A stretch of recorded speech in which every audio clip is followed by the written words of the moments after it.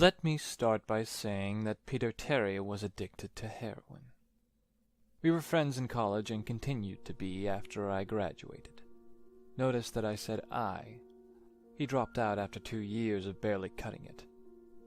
After I moved out of the dorms and into a small apartment, I didn't see Peter as much. We would talk online every now and then.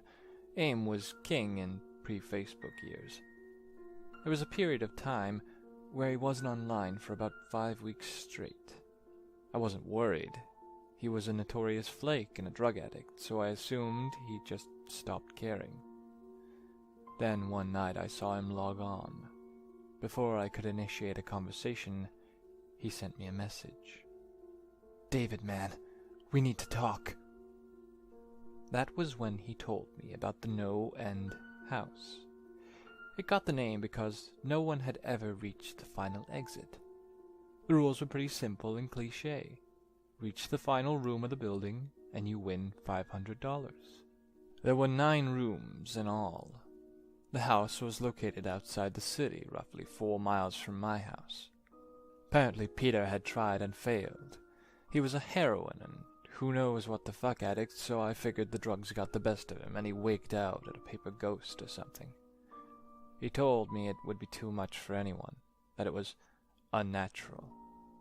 I didn't believe him. I told him I would check it out the next night, and no matter how hard he tried to convince me otherwise, $500 seemed too good to be true. I had to go. I set out the following night. When I arrived, I immediately noticed something strange about the building. Have you ever seen or read something that shouldn't be scary, but for some reason a chill still crawls up your spine? I walked toward the building and the feeling of uneasiness only intensified as I opened the front door. My heart slowed and I let a relieved sigh leave me as I entered. The room looked like a normal hotel lobby decorated for Halloween. A sign was posted in place of a worker. It read, "Room 1 this way, 8 more to follow. Reach the end and you win." I chuckled and made my way to the first door. The first area was almost laughable. The decor resembled the Halloween aisle of a Kmart, complete with sheet ghosts and animatronic zombies that gave a static growl as you passed by. At the far end was an exit. It was the only door besides the one I entered through. I brushed through the fake spider webs and headed for the second room. I was greeted by a fog as I opened the door to room 2. The room definitely upped the ante in terms of technology. Not only was there a fog machine, but a bat hung from the ceiling and flew in a circle. Scary. They seemed to have a Halloween soundtrack that one would find in a 99-cent store on loops somewhere in the room. I didn't see a stereo, but I guess they must have used a PA system. I stepped over a few toy rats that wheeled around and walked with a puffed chest across to the next area. I reached for the doorknob, and my heart sank to my knees. I did not want to open that door. A feeling of dread hit me so hard I could barely even think. Logic overtook me after a few terrified moments, and I shook it off and entered the next room. Room 3 is when things began to change. On the surface it looked like a normal room. There was a chair in the middle of the wood-paneled floor. A single lamp in the corner did a poor job of lighting the area, casting a few shadows across the floor and walls. That was the problem. Shadows. Plural. With the exception of the chairs, there were others. I had barely walked in the door and I was already terrified. It was that moment that I knew something wasn't right. I didn't even think as I automatically tried to open the door I came through. It was locked from the other side. That set me off. Was someone locking the doors as I progressed? There was no way. I would have heard them. Was it a mechanical lock that set automatically? Maybe. But I was too scared to really think. I turned back to the room and the shadows were gone. The chair's shadow remained, but the others were gone. I slowly began to walk. I used to hallucinate when I was a kid, so I wrote off the shadows as a figment of my imagination. I began to feel better as I made it to the halfway point in the room. I looked down as I took my steps, and that's when I saw it. Or didn't see it. My shadow wasn't there. I didn't have time to scream. I ran as fast as I could to the other door and flung myself without thinking into the room beyond. The fourth room was possibly the most disturbing. As I closed the door, all lights seemed to be sucked out and put back into the previous room. I stood there, surrounded by darkness, not able to move. I'm not afraid of the dark and never have been, but I was absolutely terrified. All sight had left me. I held my hand in front of my face, and if I didn't know what I was doing, I would never have been able to tell. Darkness doesn't describe it. I couldn't hear anything. It was dead silence. When you're in a soundproof room, you can still hear yourself breathing. You can hear yourself being alive. I couldn't.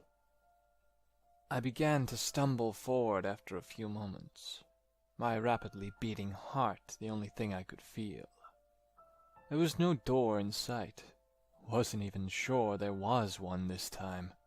Silence was then broken by a low hum.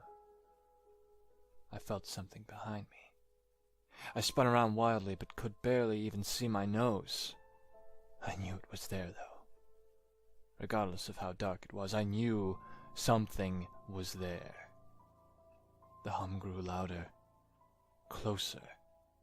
It seemed to surround me, but I knew whatever was causing the noise was in front of me, inching closer.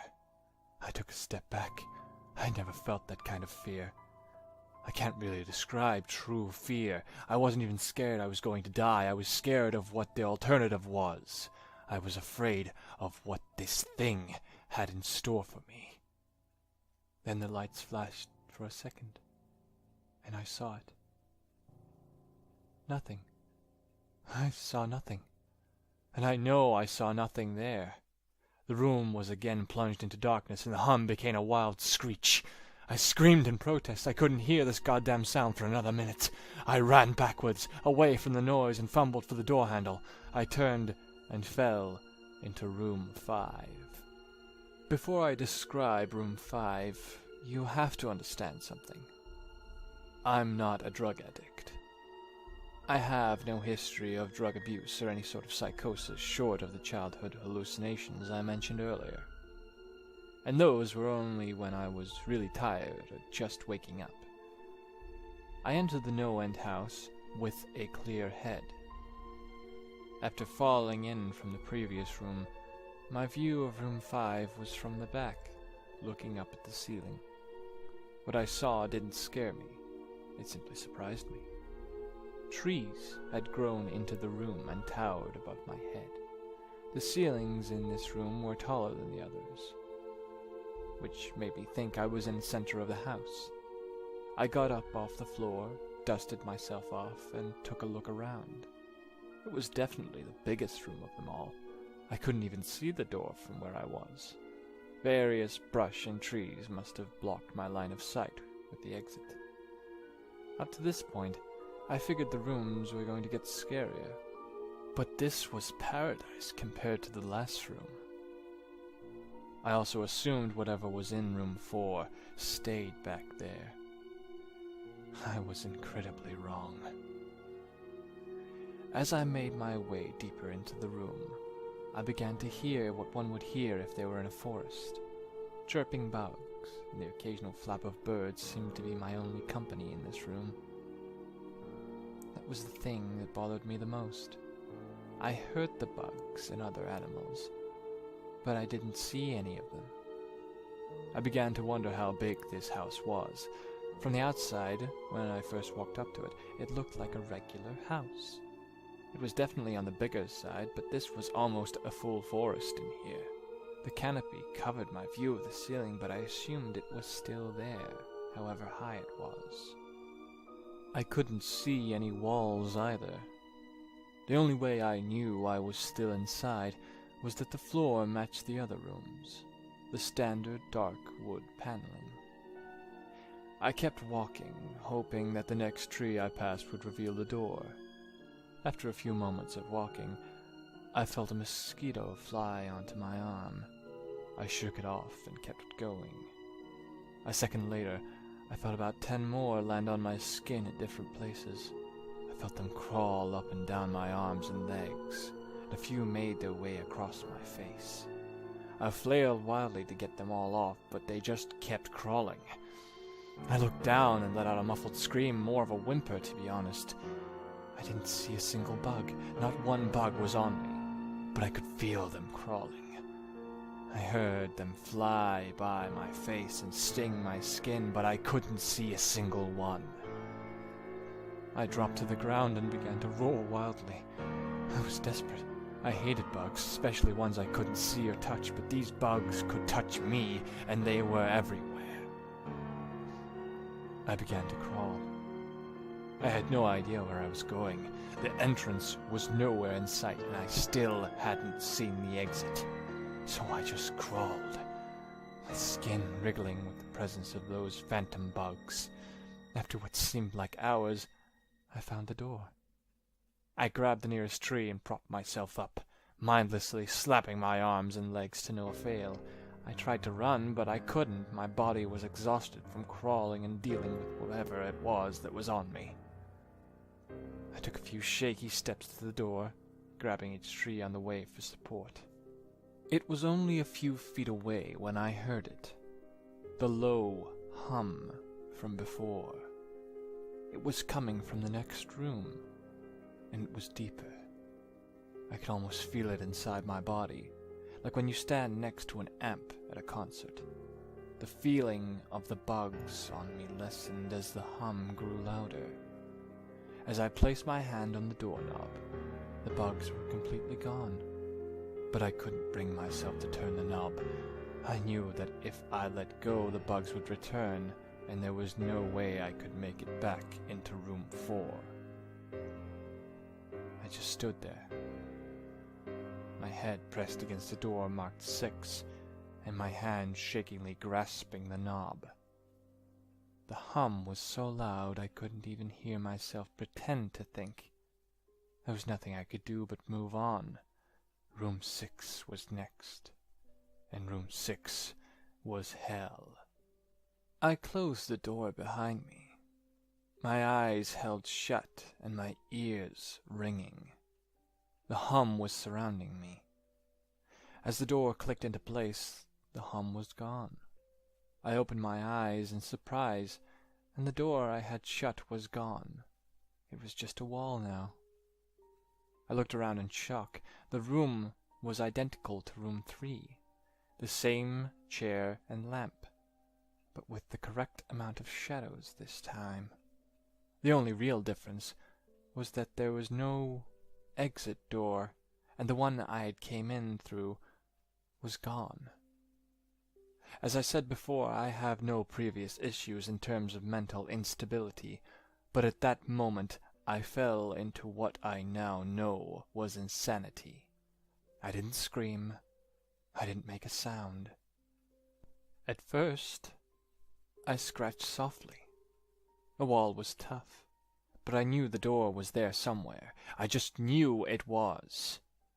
I scratched where the doorknob was. I clawed at the wall frantically with both hands, my nails being filed down to the skin against the wood. I fell silently to my knees. The only sound in the room was the incessant scratching against the wall. I knew it was there. The door was there. I knew it was just there. I knew if I could just get past this wall. "Are you all right?" I jumped off the ground and spun in one motion. I leaned against the wall behind me, and I saw what it was that spoke to me. To this day I regret ever turning around. There was a little girl. She was wearing a soft white dress that went down to her ankles. She had long blonde hair to the middle of her back, and white skin and blue eyes. She was the most frightening thing I had ever seen. And I know that nothing in my life will ever be as unnerving as what I saw in her. While looking at her, I saw something else. Where she stood, I saw what looked like a man's body, only larger than normal and covered in hair. He was naked from head to toe, but his head was not human and his toes were hooves. It wasn't the devil, but at that moment it might as well have been. The form had the head of a ram and the snout of a wolf.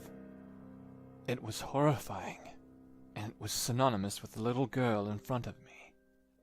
They were the same form. I can't really describe it, but I saw them at the same time. They shared the same spot in that room, but it was like looking at two separate dimensions.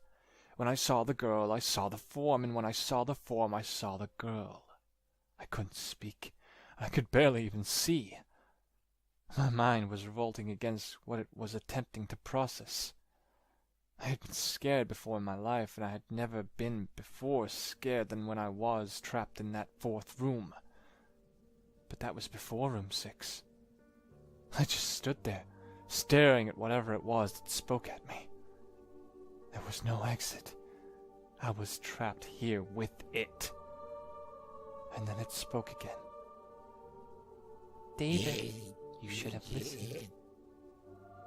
When it spoke, I heard the words of the little girl, but the other form spoke through my mind in a voice I won't attempt to describe.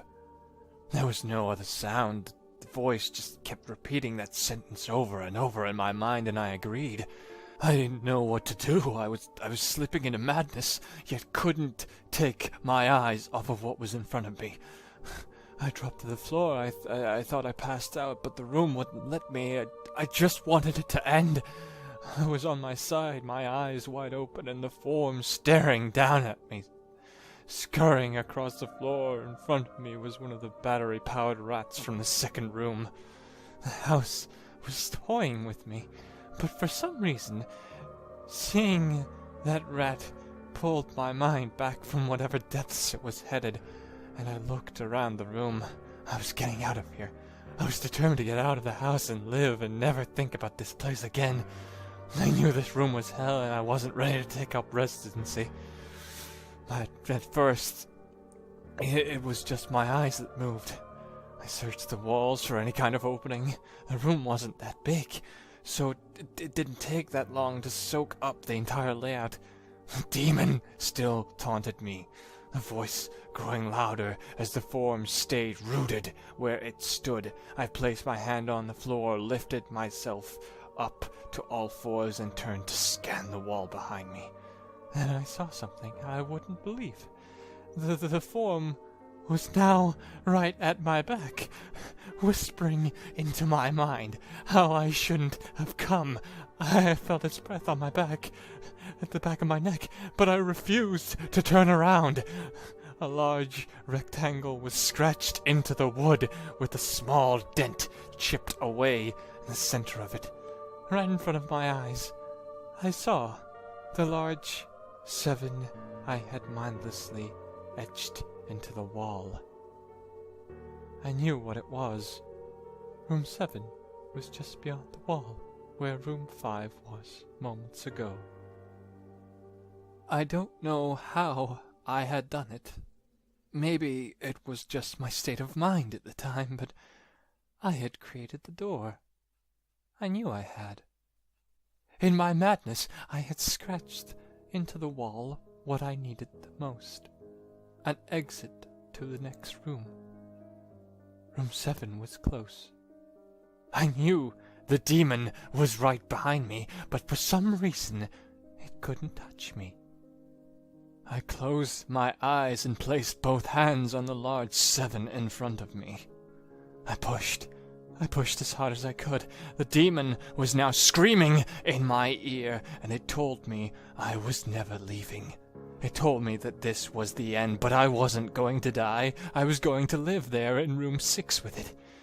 It wasn't. I pushed and screamed at the top of my lungs. I knew I was going to push through the wall eventually. I clenched my eyes shut and screamed, and the demon was gone. I was left in silence. I turned around slowly and was greeted by the room as it was when I entered. Just a chair and a lamp. I couldn't believe it, but I didn't have time to. I turned back to the 7 and jumped back slightly. What I saw was a door. It wasn't the one I had scratched in, but a regular door with a large 7 on it. My whole body was shaking. It took me a while to turn the knob. I just stood there for a while staring at the door. I couldn't stay in room 6. I couldn't. But if this was only room 6, I couldn't imagine what 7 had in store. I must have stood there for an hour, just staring at the 7. Finally, with a deep breath, I twisted the knob and opened the door to room 7. I stumbled through the door mentally exhausted and physically weak. The door behind me closed, and I realized where I was. I was outside. Not outside like room 5, but actually outside. My eyes stung. I wanted to cry. I fell to my knees and tried, but I couldn't. I was finally out of that hell. I didn't care about the prize that was promised. I turned and saw that the door I just went through was the entrance. I walked to my car and drove home, thinking of how a nice shower sounded. As I pulled up to my house, I felt uneasy. The joy of leaving No End House had faded, and dread was slowly building in my stomach. I shook it off as residual from the house and made my way to the front door. I entered and immediately went up to my room. There on my bed was my cat, Baskerville. He was the first living thing I had seen all night, and I reached to pet him. He hissed and swiped at my hand. I recoiled in shock. He had never acted like that. I thought, whatever, he's an old cat. I jumped in the shower and got ready for what I was expecting to be a sleepless night. After my shower, I went to the kitchen to make something to eat. I descended the stairs and turned into the family room. What I saw would be forever burned into my mind, however. My parents were lying on the ground, naked and covered in blood. They were mutilated to near unidentifiable states. Their limbs were removed and placed next to their bodies, and their heads were placed on their chests, facing me. The most unsettling part was their expressions. They were smiling, as though they were happy to see me. I vomited and sobbed there in the family room. I didn't know what had happened. They didn't even live with me at the time. I was a mess. Then I saw it. A door that was never there before. A door with a large 8 scrawled on it in blood. I was still in the house. I was standing in my family room, but I was in room 7. The faces of my parents smiled wider as I realized this. They weren't my parents. They couldn't be. But they looked exactly like them. The door marked 8 was across the room behind the mutilated bodies in front of me. I knew I had to move on, but at that moment I gave up. The smiling faces tore into my mind. They grounded me where I stood. I vomited again and nearly collapsed. Then the hum returned. It was louder than ever, and it filled the house and shook the walls. The hum compelled me to walk. I began to walk slowly, making my way closer to the door and the bodies. I could barely stand, let alone walk, and the closer I got to my parents, the closer I came to suicide. The walls were now shaking so hard it seemed as though they were going to crumble. But still the faces smiled at me. As I inched closer, their eyes followed me. I was now between the two bodies, a few feet away from the door. The dismembered hands clawed their way across the carpet towards me, all while the faces continued to stare. New terror washed over me as I walked faster. I didn't want to hear them speak. I didn't want the voices to match those of my parents. They began to open their mouths, and the hands were inches from my feet. In a dash of desperation, I lunged towards the door, threw it open, and slammed it behind me. Room 8. I was done. After what I had just experienced, I knew there wasn't anything else this fucking house could throw at me that I couldn't live through. There was nothing short of the fires of hell that I wasn't ready for. Unfortunately, I underestimated the abilities of No End House. Unfortunately, things got more disturbing, more terrifying, and more unspeakable in Room 8. I still have trouble believing what I saw in Room 8. Again, the room was a carbon copy of Rooms 3 and 6. But sitting in the usually empty chair was a man. After a few seconds of disbelief, my mind finally accepted the fact that the man sitting in the chair was me. Not someone who looked like me, it was David Williams. I walked closer. I had to get a better look, even though I was sure of it. He looked up at me, and I noticed tears in his eyes. Please don't do it. Please don't hurt me. What? I asked. Who are you? I'm not going to hurt you. Yes, you are. He was sobbing now. You're going to hurt me, and I don't want you to. He sat in the chair with his legs up and began rocking back and forth. It was pretty pathetic looking, especially since he was me. Identical in every way. Listen, who are you? I was now only a few feet away from my doppelganger. It was the weirdest experience yet, standing there talking to myself. I wasn't scared, but I would be soon. Why are you... You're going to hurt me. You're going to hurt me if you want to leave. You're going to hurt me. Why are you saying this? Just calm down, all right? Let's try and figure this... And then I saw it. David sitting down was wearing the same clothes as me, except for a small red patch on his shirt embroidered with the number 9. You're going to hurt me. You're going to hurt me, please. Don't. You're going to hurt me. My eyes didn't leave that small number on his chest. I knew exactly what it was. The first few doors were plain and simple, but after a while they got a little more ambiguous. 7 was scratched into the wall, but my own hands. 8 was marked in blood above the bodies of my parents, but 9... This number was on a person, a living person. Worse still, it was on a person that looked exactly like me. David, I had to ask. Yes, you're going to hurt me. You're going to hurt me. He continued to sob and rock. He answered to David. He was me. Right down to the voice. But that 9... I paced around a few minutes while he sobbed in his chair. The room had no door, and clearly it was similar to room 6. The door I came through was gone.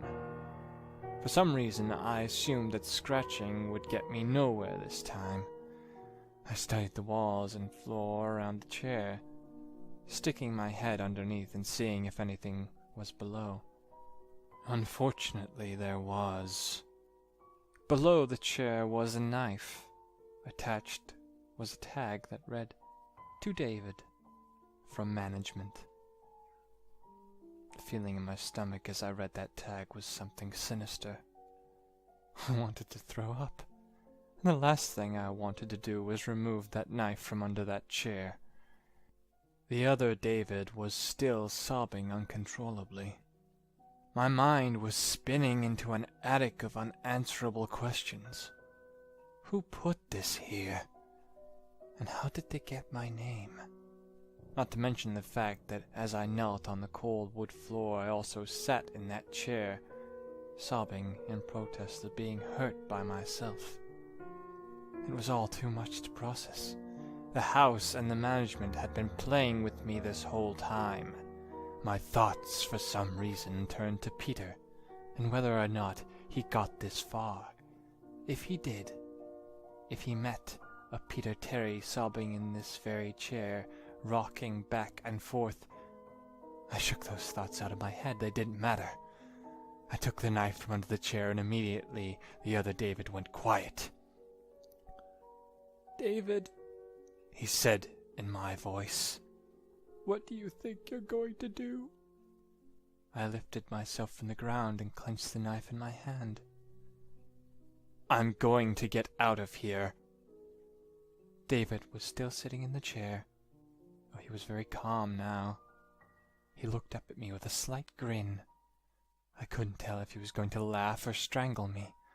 Slowly he got up from the chair and stood, facing me. It was uncanny. His height, and even the way he stood, matched mine.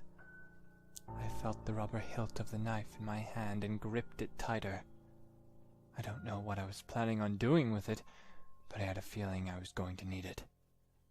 "Now," his voice was slightly deeper than my own, "I'm going to hurt you.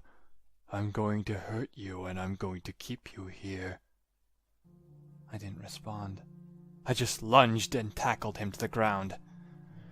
I had mounted him and looked down, knife poised and ready. He looked up at me, terrified.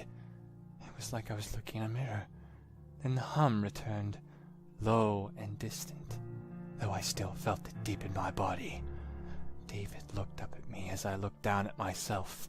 The hum was getting louder, and I felt something inside me snap.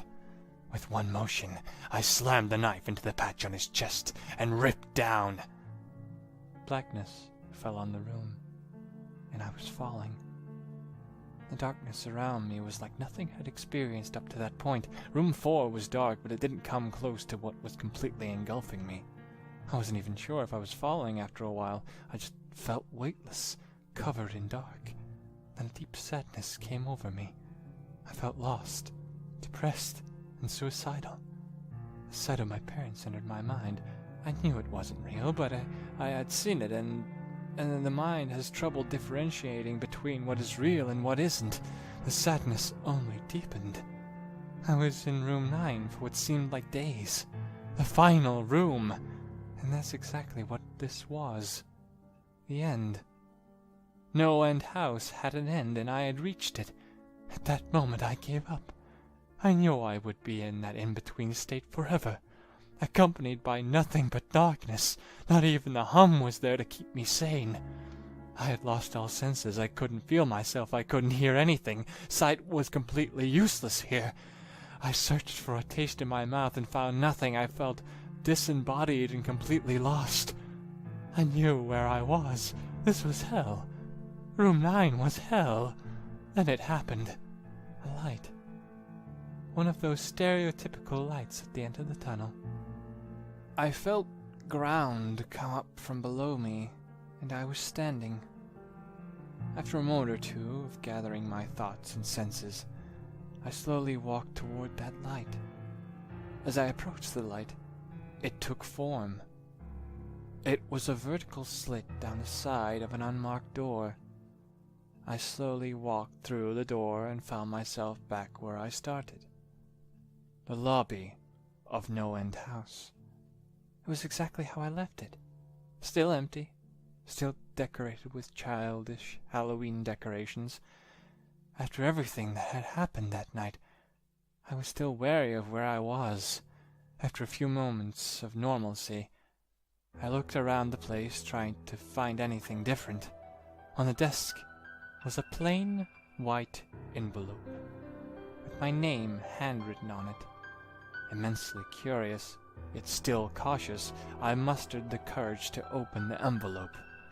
Inside was a letter, again handwritten. David Williams, congratulations! You have made it to the end of No End House. Please accept this prize as a token of great achievement. Yours forever, Management. With the letter were 5 $100 bills.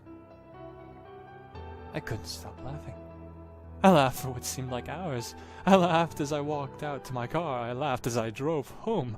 I laughed as I pulled into my driveway. I laughed as I opened my front door to my house, and laughed as I saw the small 10 etched into the wood.